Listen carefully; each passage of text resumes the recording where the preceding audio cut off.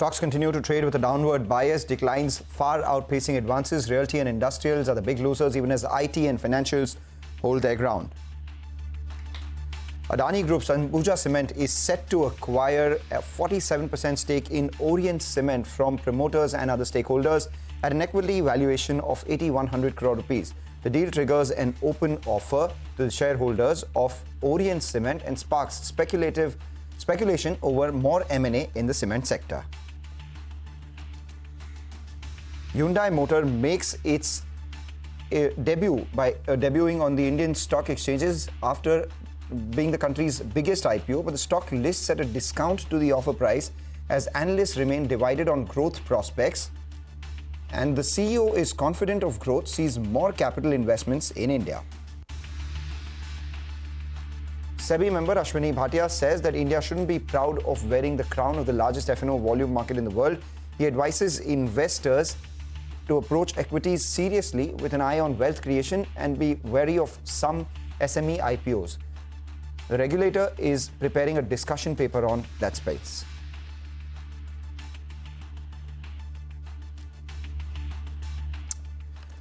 Hello and welcome. You're watching us here on Halftime Report on CNBC-TV18. I'm Mangalam Malu, with me Ekta Batra. It's been fairly volatile for the markets. You know, the only constant of the last two trading sessions has been the underperformance of the mid-cap index, down about 3% in the last two trading sessions itself. For the Nifty, you know, it's been yo-yoing between gains and lesser gains and then losses and then lesser losses. And it's a function of the Nifty Bank. If you look at it, the Nifty is down about 110 points right now. The Nifty Bank is down 300 points. An hour ago, the Nifty was down just about 50 points. The Nifty Bank virtually in the green. So it's been fairly volatile, fairly choppy, with the mid-cap index not doing too well, Ekta. Hi, Mangalam. Yes, absolutely. We, in fact, have the BSE small cap index also, which is down around 2.5% in today's trading session. So maybe the BSE small cap index should come up for you. On a week-to-date basis already, in just two trading sessions, the small cap index has lost around 4% and on a month-to-date basis, it's lost around 5%. So definitely a lot of pressure which is coming to the broader markets, and you can see that in the advanced decline ratio, which is extremely weak in today's trading session as well. Just to put it into perspective, yesterday it was on the declining side, and today it's 1:4 in terms of the BSE. So around 780 odd stocks which are advancing and over 3,000 stocks declining. But let's focus on the big listing today. The South Korean auto major Hyundai makes a lackluster debut on the exchanges. It lists at a discount of about 1% over its IPO price of around 1,960 odd rupees. Our colleague Parikshit Luthra caught up with the top management of Hyundai and began by asking him about how they see growth going ahead. Listen in. We have a huge aspiration for the IPO because IPO is for our growth. That growth is with sustainability. And this is also we expecting growth to be with our investors. India market is fascinating, and we see this market is really fast growing. And that's why we put the highest strategic focus on here, which means we need a lot of investment with the importance of the proprietary prioritization of our strategies. But to drive this our investment, we need to have the leverage, the capital market as well. So that's why we set up the equity participation in the market, and we'll use the full commitment. We do execute our investment based on our plan. Right. Any thoughts on why you chose this particular timing? Yeah, because, well, I think we believe this is the right timing. We've been watching this market as we have been here more than 28 years. Yeah. And I think this is the right timing for building up the momentum. Yeah, because we are expanding our capacity. We build more capacity. And we are also extending our product portfolio. And the R&D investments is what we are putting out the best of our the focus at this moment. And more than that, beyond mobility, we are also thinking how we can contribute for the energy sector. Well, those are the reasons why we select, and we believe this is the right timing. Right. One question that a lot of investors are asking is, what does Hyundai India actually get from this IPO? Because this is an OFS with all the $3.3 billion in proceeds going to the parent entity. So what does Hyundai India really gain out of this? Actually, well, this is a secondary offering, and well, the sharing out the parents' company, Hyundai Motor, the Korea. So that's why we expecting the cash, the capital, that flows into Korea. But definitely, we will reinvest those the raised funds because we already committed our investment earlier this year. We talked to the local government, Tamil Nadu, and at that time we already confirmed that the 200 billion, the Indian rupee, is already committed. And also based on our the future investment plan, not only just for the the IPO raised funds, we definitely need more the capital to be injected for the growth of India. Yeah. Right. One question that I'd like to put to all of you is that we saw the stock opening in the red, flattish opening, so to say. Was this a disappointment? How would you address this drop in the price at which the stock opened? How would you address that, Mr. Chang and Mr. Garg? I think we see the potential, and we believe we can have the more longer-term view because, as we talked about the investment plan and the solid product lineup strategies, I think we can gain the future position more robust. So that's what we can deliver to the market. Yeah. Right, Maybe, as management, we'll focus on the performance, on pursuing growth, quality of growth, like what we have mentioned as our part of our strategy. Of course, the price will always be decided by the investor. But I think single-minded focus on how to take the company forward, as President and CEO Jay also mentioned, I think that is going to be the goal. Right. Mr. Kim, how would you address investor concerns if you had to give us a sense of the long-term commitment and how you will build the brand in India now over the next 10 years? How would you do that? Our business model is built for long-term success.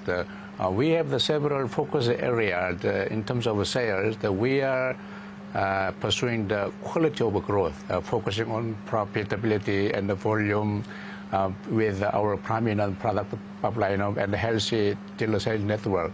In terms of a brand, we want to be a home brand, the most trusted brand in India by implementing some India-connect marketing activities, various CSR initiatives. Also, we are focusing on the customer first, service number one, the driver.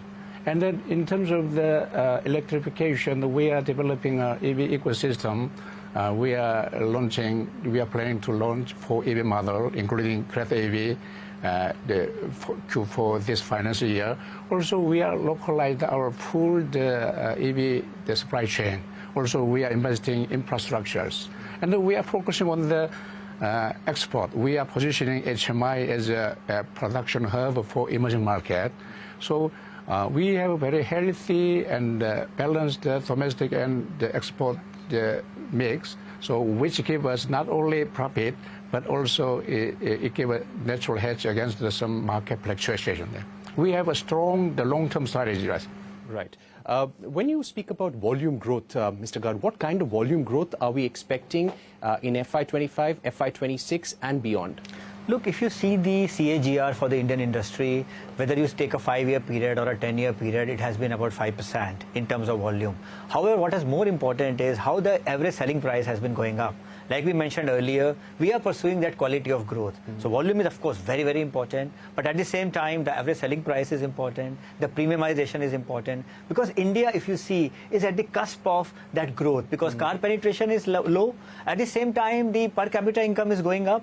People are wanting, the key buying decisions have changed from earlier only fuel efficiency or the price of the car to the design of the car. And that is where I believe Hyundai steps in. So we believe with the addition of capacity, which is almost, if you see, 30% capacity addition is happening for HMI in the next 3 years. And this is after a gap of more than 10 years. So I think this is a big moment for the growth of HMI going forward. And we believe that, yes, not only in terms of volume, but this strategy of premiumization, the strategy of adding features, and then, meeting the expectation of the customers will help us to really sustain the volume as well as profitability. But any numbers that you could give us, any percentages? Look, future guidance is always, we resist from giving a future guidance. but we believe that we are in a position to really, grow in line with the market in terms of volume, and of course, always in terms of average selling price to continuously go up, because the product mix is continuously changing towards SUV, and the higher trim percentage is continuously going up. I'll give you an example. Higher trim percentage was 14% in 2019. Now it is 23%. Because we are adding more and more features. ADAS, we saw the highways being made, and today 8 out of 13 Hyundai models have ADAS. And the penetration has reached 29% in these models. So I think the opportunities will keep on coming. Infotainment is becoming very important. Software-defined vehicles are becoming very important. So HMC's strong prowess and R&D capabilities in these areas will help HMI to really leverage these opportunities. Right.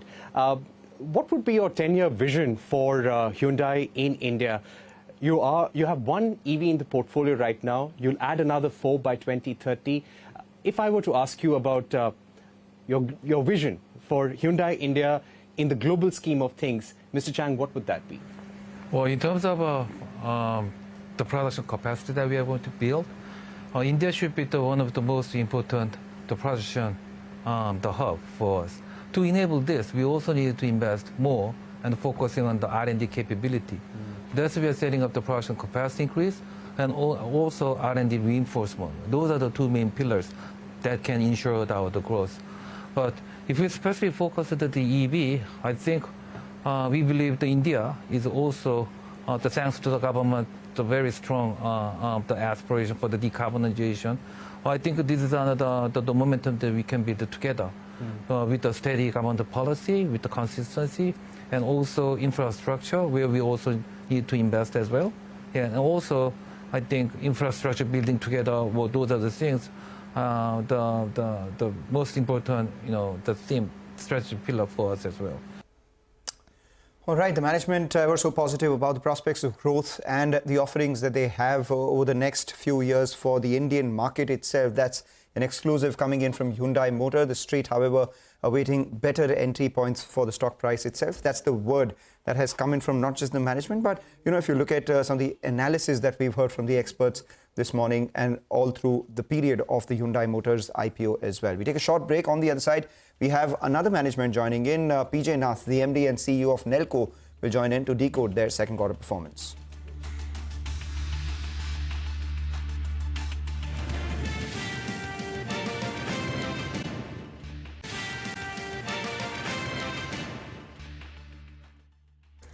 Welcome back. Well, for the markets, it is definitely weak, and there's further pressure, which you can see, in fact, in the mid-cap index, which is now at the low point of the day, down around 1.7%. So currently trending further lower for the advanced decline ratio as well. But let's talk about specific companies now. Nelco is in focus on the back of its Q2 numbers. The company saw a pickup in the revenue, but the margin declined both sequentially and on a year-on-year basis. We have with us PJ Nath, who's the MD and CEO of the company, joining in to discuss the outlook going forward and the performance this time round. Mr. Nath, thank you very much for taking the time out. If you could just start by talking about the margins, which have actually seen quite a significant decline as compared to what you have been reporting in the previous quarters. Q2 was at 13.1%. It's been declining in the past 2 quarters, but it's a multi-quarter low. So what led to this? Good afternoon. Thanks for getting me in the show. As you said, our revenue has gone. Our revenue has gone up by 11% sequentially, 8% year on year, which is a very positive sign. The margins are lower. 2 reasons. One is that some of the revenue mix has changed. The other point is that we have made significant investment in terms of increasing our supply bandwidth capacity. In anticipation of some of the larger contracts that we are anticipating, which will be coming in. There's been a mismatch in terms of when the capacity has been brought and for the new contracts to get coming in and getting implemented. And that is why you'll see a temporary dip in terms of the margins going down. However, as we go along, as these new contracts keep coming, our capacity has already been augmented, and so therefore we start making more margins. So overall, we are bullish about the year as a whole. And I think in the past also I've said that every individual quarter may not be indicative of how the business is doing. So overall, from a year perspective, we are quite bullish, and the margins will go back to what we used to have earlier. The margins earlier you used to have were above 20%, at least for FY24, and over the last 3 quarters we've seen them deteriorate. I take your point that you've been investing ahead of expected demand, ahead of expected utilization itself. But with all of that coming in, what would your quarterly run rate on the top line look like? One understands that maybe margins would glide back to those earlier levels, but over the last many quarters that I've been looking at, your top line on a quarterly basis has been hovering between that 75 crore to 80 crore at best, this quarter being 82.5 crores itself.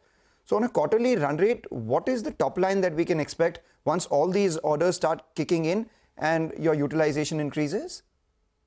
So we don't give a future guidance in terms of revenue, but I can only say that quarter 2 has been a good quarter from us from the perspective of where we were earlier, and we see a positive momentum now. So we will see the revenues going up as we go along in the next 2 quarters and beyond that.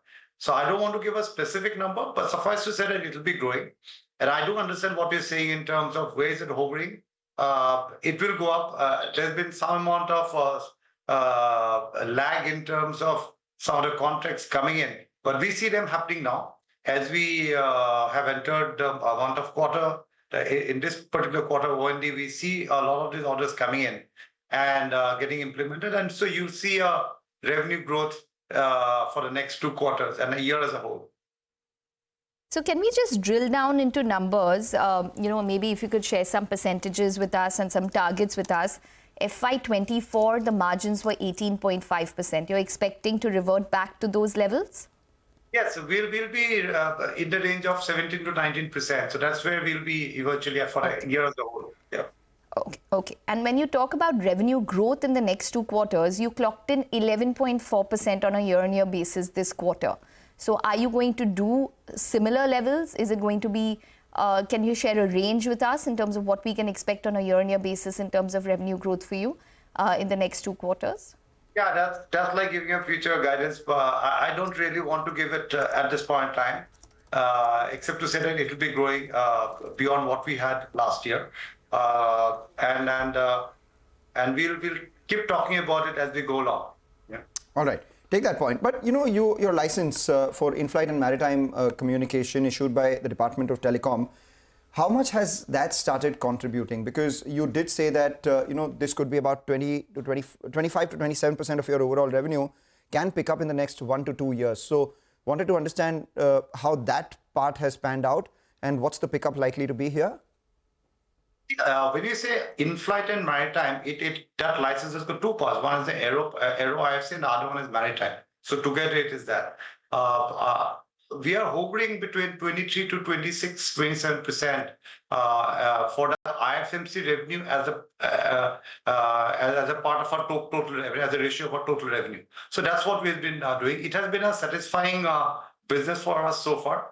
Where it'll have a significant growth would be when the domestic aircraft start offering Aero IFC services. We have done a lot in terms of creating the infrastructure. But it is also under discussion with the individual airlines, and they are trying to see what is a business model that can work out, a business case that can work out for them to offer this service in the domestic routes. So as and when that happens, there will be an upside. But as of now, we are in that range of 23 to 26, 27% of our total revenue coming from IFMC. There was an issue which had taken place, I think, recently on your Intelsat satellite, one of the satellites that the company does use. Is there any financial impact of that? And can you tell us what the status is? It is an unfortunate event, very rare event that a satellite is lost and it has not been able to bring back. So that's there. However, we have enough satellite bandwidth capacity. And so therefore, we are migrating all our customers who are on the specific satellite of Intelsat onto alternate satellite. So that exercise started on Sunday itself when we got this news. And we are taking care of all our customers. So we don't see any impact because of that on our customers, because we had adequate capacity to take care of all our customer needs. Just two quick questions, or a two-part quick question before we leave. One, government defense and enterprise segment. You are preferred partner, so how much does that account for in your overall sales? How much is that likely to grow to? And second, the big opportunity that everyone keeps talking about, right? Wi-Fi on domestic consumer commercial flights as well. What is the total addressable market here? And by when does this materialize in terms of numbers for you? On the first part, so we used to do that strategic electronics business, but we have exited that. So we are completely a satellite communication service provider now. So from that perspective, we have looking at only satellite communication. So we don't look at earlier strategic electronic business, because VSAT business is far more profitable as compared to the strategic electronic business. So that's one. Second is in terms of the domestic aircrafts. See, that particular thing has been under serious discussion. So I'm not really, keen to put up a specific number, because there are alternate business models being looked at as to how to make it happen. So the whole thing will depend on what innovative business models are created, what kind of revenue streams are getting created, etc. So I would say it will take about another quarter or so before we are able to come up with what kind of a market that revenue that it can give. Okay, all right, Mr. Nath, we're going to leave it on that note. Thanks very much for joining in and speaking with us. So that's Nelco. That stock is down around 5% reacting to what has been a margin miss this quarter, despite the revenue picking up. But the company does expect the margins to probably revert back to those levels of 17 to 19%. We'll take a short break, but up next, we'll talk to the management of Supreme Petrochem to decode their Q2 performance. Stay tuned.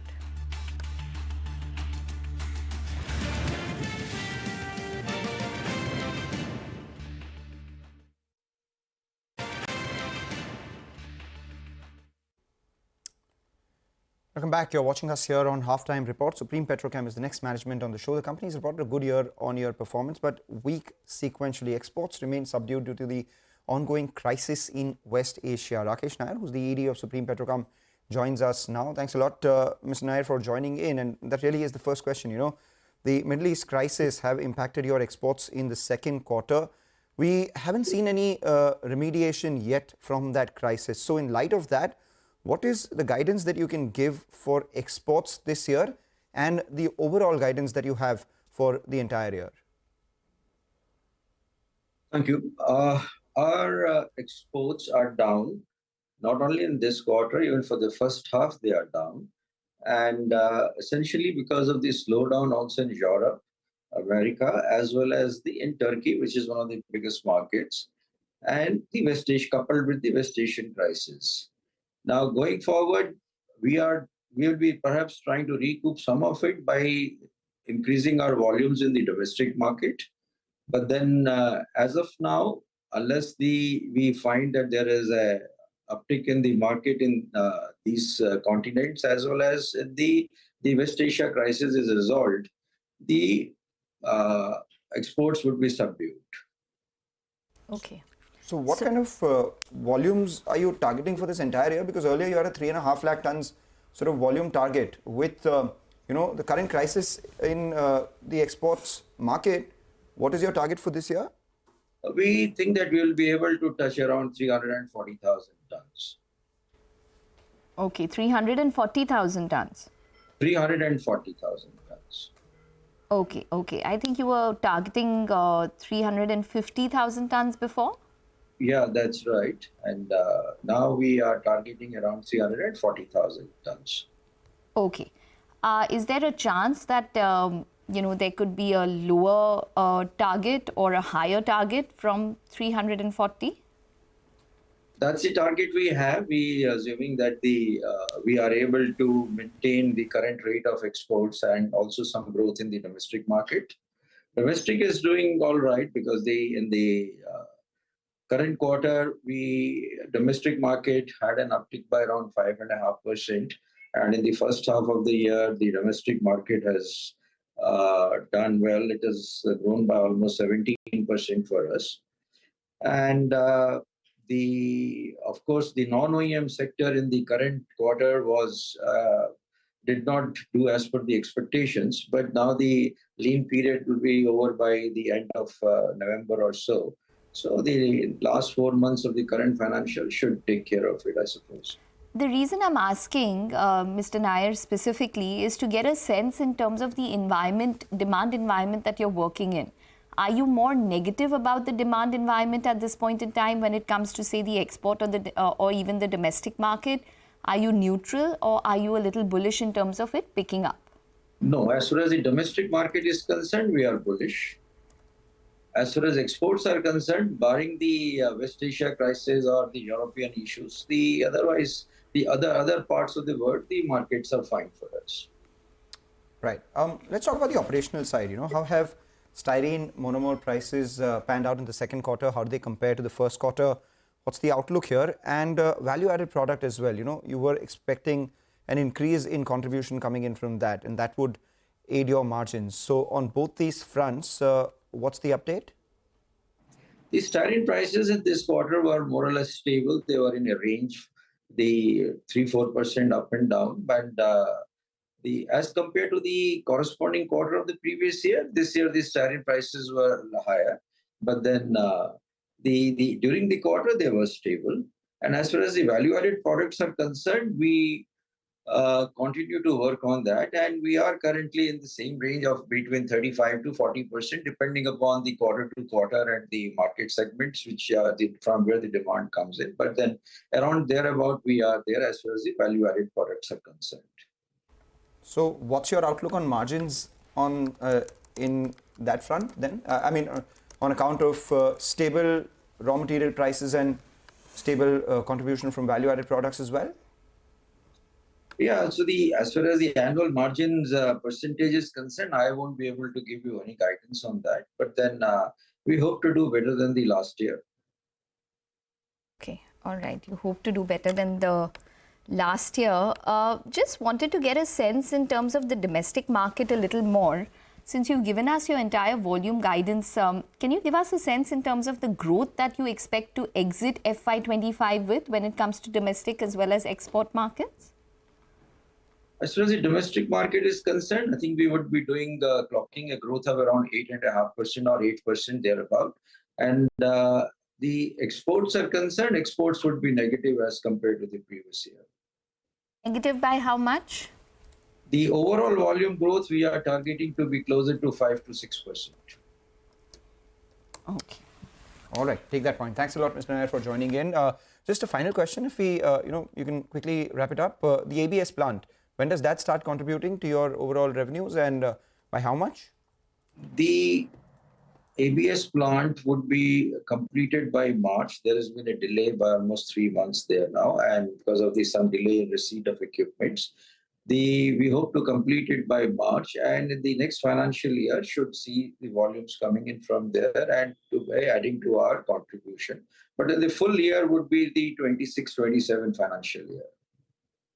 And what would the revenue contribution be on a full year basis? On a full year basis, on the capacity which we are implementing, it should add around 1,000 crores to our revenue.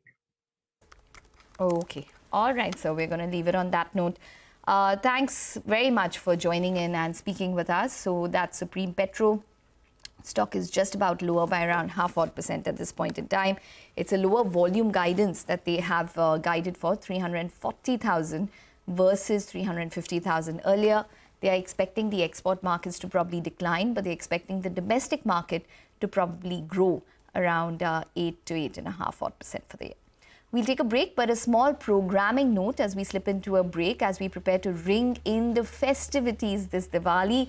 Tune into CNBC-TV18's Market Movers Forum, 3 p.m. onwards on the 24th of October, featuring guests like Ramdev Agarwal, S. Nareen, Nilesh Shah, and others to help your portfolio prosper this Diwali.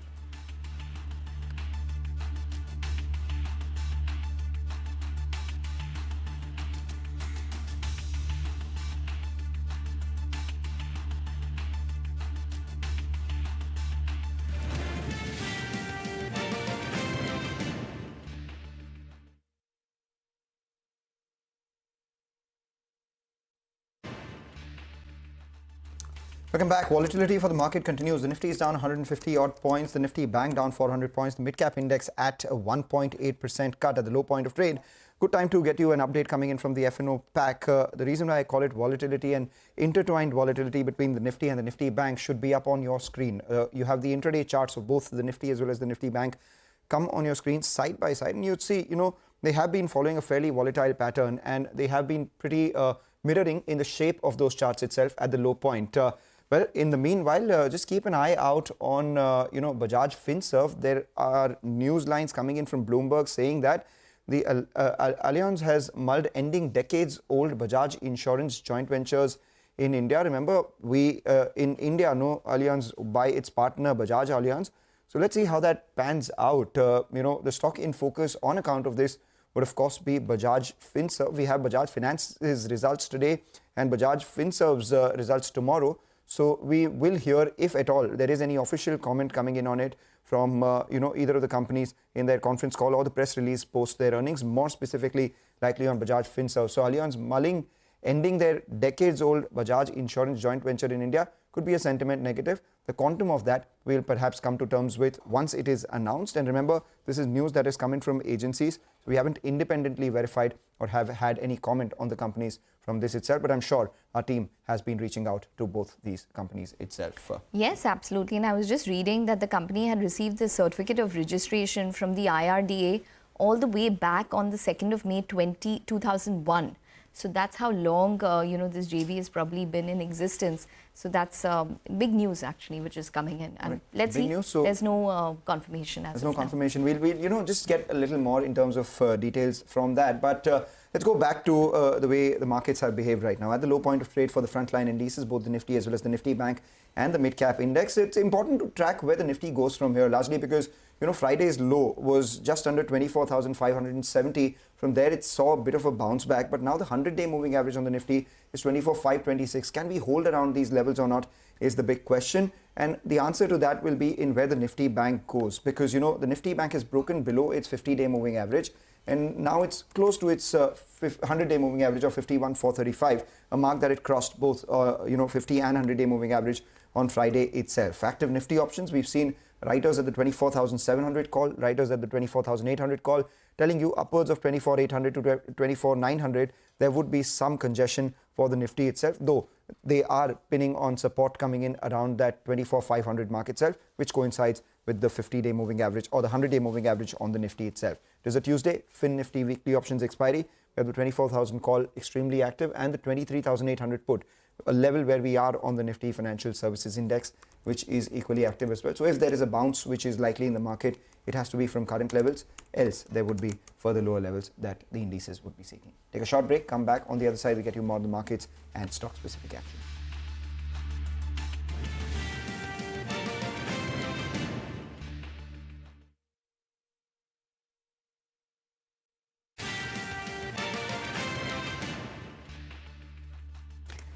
Welcome back. Well, definitely a bad day actually for the mid-caps, and we're just about trending lower. We have the mid-cap index, which is down around 1.8%. A lot of stocks under pressure on account of earnings. So Paytm is down around 6 odd % at this point in time. Do watch out for that. But on the upside, what is managing to hold up in what is a weak market is Dr. Lal's Path Labs. It comes out with its numbers tomorrow. So that stock is holding with a gain of around 1 odd % at this point.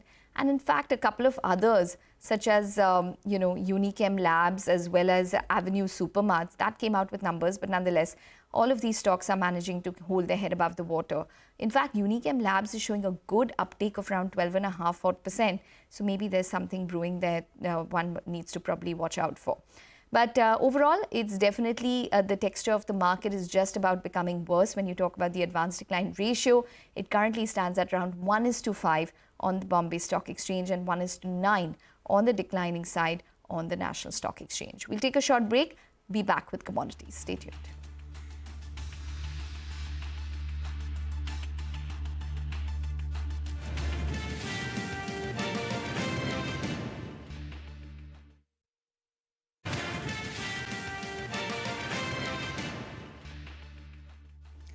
Welcome back, and joining us on the show now is Atul Chaturvedi. He's Executive Chairman at Sri Renuka Sugars.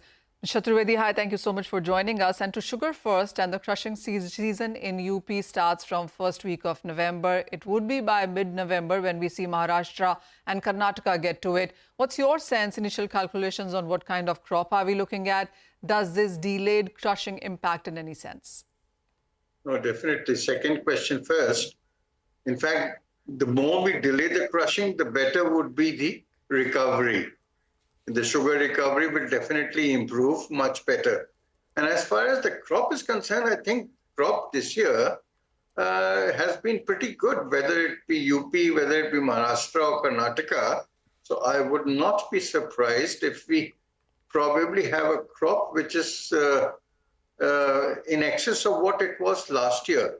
So till now, I was talking to our cane guys yesterday, and they seem to be very, very gung-ho, and they were quite positive that this year our crushing numbers are likely to be much higher than what they were last year. So the rain gods have been Indian for a change, and we've had very good rains, right? And the spatial distribution also has been very good as far as sugar is concerned. So all the fears of the sugar numbers coming down, now I think that's all history. So we should have another good crop. Yeah. Okay. Mr. Chaturvedi, how would you look at the year gone by? And we do understand that it has had its shares of up and down. Couple of things that the industry has been asking for. All of last year has been increase in sugar minimum selling price, revision in ethanol price. That is yet to come. What's your sense on when we could see that coming in? And what's your sense now in the year coming by? Last year was a very topsy-turvy year. In fact, in December of 2023, when the government banned the cane juice ethanol and B-heavy ethanol, it came as a bolt from the blue for the industry. And the government's calculation was that the sugar production in the country is going to be suffering big time, and with the elections around the corner, they were worried on the inflation aspect. But nothing of the sort happened. And the crop last year was also pretty good. In fact, they probably discounted the late rains which happened in October and November. So we ended up having a sucrose production of close to about 34.5 and about 32 million tons as sugar. The net result of that is that now you are saddled with more than 8.5 million tons of sugar as the opening stock. And this is what has kept the sugar prices under a lid. In fact, I go to the extent of saying that sugar in India has been totally inflation-proof. So the other point as far as ethanol is concerned, so we've been asking the government that you need to jack up the ethanol prices. There's no reason why you should be buying maize ethanol at 72 rupees and making sugar suffer, and buying sugar ethanol at 65 and be heavy at 60. So I think the government has already lifted the ban, and the allocations for the next year have also been announced. But what is still expected is that the rate revision needs to be announced ASAP. Otherwise, it doesn't make sense, because FRP for the next year has already been jacked up by about 250 rupees a ton. So that doesn't work. Yeah, so I think the government needs to come up with this. Yep. Another thing that, Mr. Chaturvedi, that the industry will look forward to next year perhaps would be the Sugar Control Act. The draft is something that we've all seen. We do understand that you as industry have given up representations as well. What on this can be anticipated now for the year to come?